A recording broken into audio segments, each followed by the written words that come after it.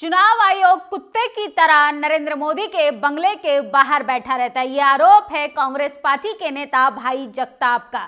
सोचिए, जिस तरीके से लगातार महाराष्ट्र का चुनाव भाजपा सरकार के खेमे में गया और दूसरी ओर झारखंड का चुनाव हेमंत सोरेन के हिस्से में गया, लेकिन एक और आरोप जो चुनाव आयोग पर लगातार लगाए जा रहे हैं वो है ईवीएम की गड़बड़ियों को लेके, चुनाव की धांधलियों को लेके, चुनाव में जिस तरीके से स्कैम किया जा रहा है। और ऐसा आरोप लगा रहे हैं कांग्रेस पार्टी के नेता जगताप का कहना है कि चुनाव आयोग कुत्ते की तरह नरेंद्र मोदी के बंगले के बाहर बैठा रहता है। क्या कुछ इशारा है चुनाव आयोग की तरफ? क्या चुनाव आयोग इस देश में ईमानदारिता से काम नहीं कर रहा? क्योंकि कांग्रेस पार्टी के तमाम बड़े नेताओं का यह दावा है कि उनके साथ ईवीएम में गड़बड़ी कर बीजेपी को जिताने का काम हुआ है। हरियाणा चुनाव का रिजल्ट आप सभी को पता होगा, कैसे कांग्रेस पार्टी की लगातार जीत हो रही थी, इंडिया गठबंधन जीत रहा था, वहीं मीडिया ने और चुनाव आयोग ने खेल बदल दिया। लेकिन चुनाव आयोग के प्रमुख का लगातार बयान आता है, प्रेस कॉन्फ्रेंस कर बाकायदा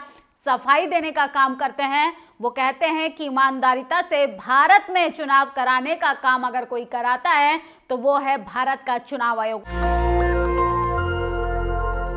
ईवीएम को लेके देश की जनता पिछले 10 सालों से सवाल पूछ रही है, क्योंकि जब आप धरातल पर जाएंगे, जनता महंगाई, बेरोजगारी, भ्रष्टाचार के साथ साथ देश की कुव्यवस्था से परेशान हो चुकी है। लेकिन फिर भी देश के प्रधानमंत्री और बीजेपी सरकार बहुमत से सत्ता पर चली जाती है। ये किस तरीके से होता है? क्योंकि जहां पर ईवीएम की मशीनों की गड़बड़ियां पाई गई, वहां पर कांग्रेस पार्टी के साथ साथ तमाम विपक्षी नेता, यानी इंडिया गठबंधन की बात करें, वहां पर बुरी तरह से हराया गया। स्वरा भास्कर के पति ने पहले ही आरोप लगाया कि 17 राउंड में वो पहले ही आगे चल रहे थे, अचानक से उनको चुनाव हरा दिया गया। तो ये तमाम बड़े आरोप हैं जो चुनाव आयोग पर लगाए जा रहे हैं। और यहां तक कि कांग्रेस पार्टी के तो लीडर ने कहा कि चुनाव आयोग कुत्ते की तरह नरेंद्र मोदी के बंगले के बाहर बैठने का काम करता है। क्या वो पार्टी और जाति के आधार पर इस देश में चुनाव कराने का काम करता है? और बात यही नहीं रुकती, अखिलेश यादव ने भी आरोप लगाए हैं ईवीएम को लेके, चुनाव की गड़बड़ियों को लेके। आपने देखा होगा 9 सीटों पर उत्तर प्रदेश में उपचुनाव थे, किस तरीके से समाजवादी पार्टी के कार्यकर्ताओं के साथ मारपीट की गई, उनके साथ बर्बरता की गई, उनको वोट नहीं डालने दिया गया, पत्थरबाजी कराई गई और तमाम इस ईवीएम के मुद्दे को संबल हिंसा की तरफ डाइवर्ट कर दिया, अजमेर दरगाह की तरफ डाइवर्ट कर दिया। क्योंकि जब आप भारतीय जनता पार्टी से, इस देश की सरकार से, इस देश के प्रधानमंत्री से सवाल पूछेंगे, ईमानदारिता पर सवाल पूछेंगे कि कैसे ईवीएम की गड़बड़ियां होंगी, कैसे बैलेट पेपर से चुनाव क्यों नहीं हो सकता, इन तमाम मुद्दों पर सरकार इन तमाम मुद्दों को डाइवर्ट करके हिंदू मुसलमान, पाकिस्तान, जिन्ना, नेहरू की तरफ आपको मोल्ड कर देगी। लेकिन सोचिए किस तरीके से इन तमाम मुद्दों को उठाया जा रहा है। और भाई जगताप का तो आरोप है कि चुनाव आयोग को कुत्ता तक कह दिया।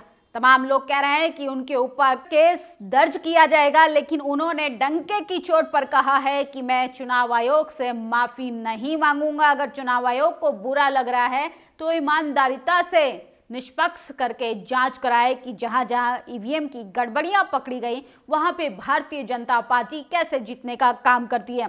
चुनाव आयोग से माफी नहीं मांगेंगे, भाई जगताप का कहना है। और सत्ता का नशा अहंकारी मोदी और भाजपा सरकार के सर पर चढ़कर बोल रहा है। अन्नदाता के किसान 3 काले कानून रद्द कराने के लिए सिंगू बॉर्डर पर जिस तरीके से किसान बैठे थे, इस मामले पर भी सरकार से पहले ही बगावत कर चुके हैं। जगताप कांग्रेस के बड़े लीडर हैं। और सोचिए किस तरीके से मल्लिकार्जुन खड़गे ने भी कहा कि बैलेट पेपर को लेके हम इस देश में एक यात्रा शुरू करेंगे और देश की राजधानी रामलीला मैदान में भी ईवीएम के खिलाफ एक बड़ी बैठक होने वाली है। कटहरी का चुनाव समाजवादी का जीता हुआ चुनाव था, भाजपा अब हार गई तो उसने अपने कार्यकर्ताओं को पीछे कर दिया। जिला प्रशासन से लेकर जो कुछ कर सकते थे अनकॉन्स्टिट्यूशन वह सब किया। अखिलेश यादव ने यह बड़ा आरोप लगाया था। और क्या कुछ आरोप नहीं लग रहे हैं चुनाव आयोग पर? लेकिन चुनाव आयोग के प्रमुख का कहना है कि देश में निष्पक्ष चुनाव अगर कोई कराता है तो वह हम है। ईवीएम जैसी खबरें अफवाह हैं, जबकि एलन मस्क पहले ही आरोप लगा चुके हैं कि ईवीएम को कंट्रोल किया जा सकता है, ईवीएम की गड़बड़ियां होती हैं। सोचिए, अमेरिका जैसे देश में बैलेट पेपर से चुनाव होता है, लेकिन भारत में पेगासस जैसा वायरस तमाम लोगों के फोन में डाला जा सकता है, लेकिन देश के सत्ताधारी लोगों का कहना है कि ईवीएम में कोई गड़बड़ियां नहीं होंगी। जबकि महाराष्ट्र में कई मशीनें पकड़ी गई हैं, कैसे वीवीपैट मशीनों की 99% तक बैटरियां चार्ज मिली, ये जग जाहिर है। हरियाणा चुनाव कैसे जीता गया, महाराष्ट्र चुनाव कैसे जीता गया, और कैसे छोटे राज्य विपक्षी नेताओं को जिताने का काम करती है बीजेपी, बड़े राज्य अपने हिस्से में ले लेती है। अखिलेश यादव ने एक बड़ा आरोप लगाया था, उनका ये बयान सुनिए। ये चुनाव निष्पक्ष नहीं था।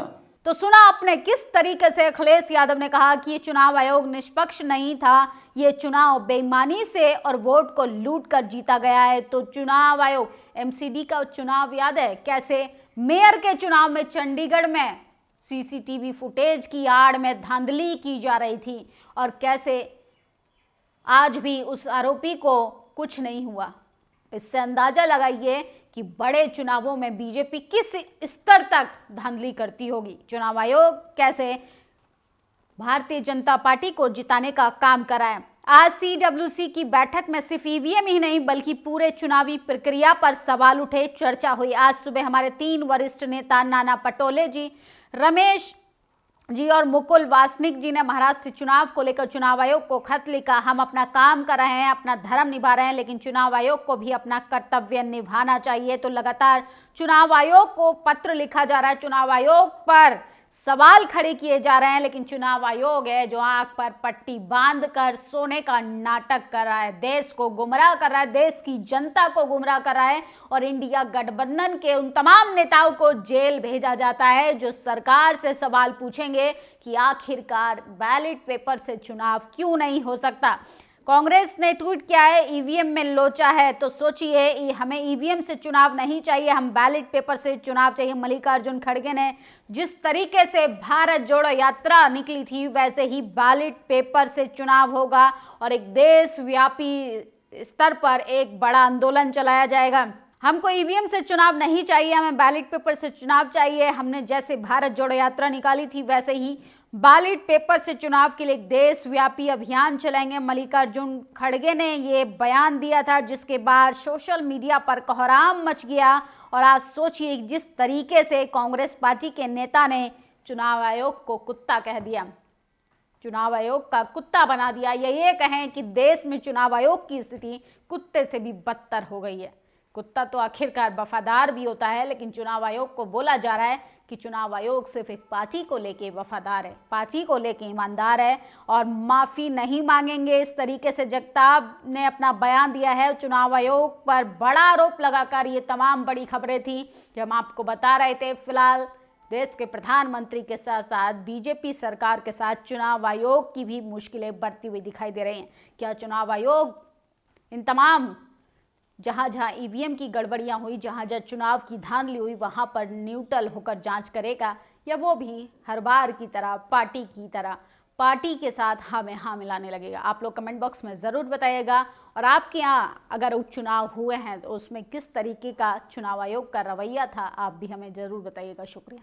नेशनल दस्तक की आपसे गुजारिश है कि अगर इसको बचाना चाहते हैं तो नेशनल दस्तक को सब्सक्राइब करने के लिए रेड कलर के सब्सक्राइब बटन को दबाएं, फिर बेल आइकन की घंटी दबाएं। नेशनल दस्तक को बचाने के लिए बहुत जरूरी है कि हर खबर को शेयर करें, लाइक करें, कमेंट जरूर करें।